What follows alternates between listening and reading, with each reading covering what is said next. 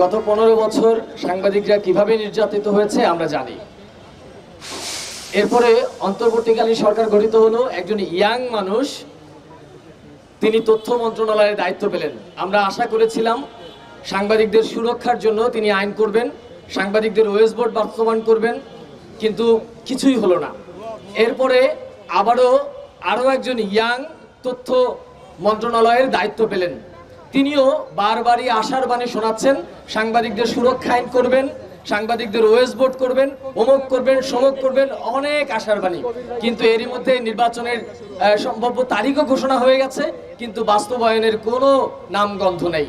অর্থাৎ যারাই আসলে এই পদগুলোতে আসে তারা শুধুমাত্র নিজেদের চিন্তা করে, নিজেদের আখের গোছানোর চিন্তা করে, কিন্তু সাংবাদিকদের মূলত যারা সাংবাদিকতা করে তাদের চিন্তা কেউই করে না। শুধুমাত্র সংগঠন কোন ক্লাবের সভাপতি, তারা কিভাবে সাংবাদিকদেরকে নিষ্পেষিত করবে, তারা কিভাবে বড় বড় গ্রুপগুলোতে দখলদারিত্ব করবে, সেই চিন্তায় থাকে। কিন্তু প্রকৃতপক্ষে যারা সাংবাদিক তাদের জন্য আগেও কোনো কিছু করা হচ্ছে না, এখনো করা হয় না। আমরা চাই বর্তমান যারা তথ্য মন্ত্রণালয়ের দায়িত্বে আছেন তিনি শুধু কথার ফুলঝুরি না, বাস্তবিক পক্ষে সংস্কার করে যাবেন। ধন্যবাদ সবাইকে।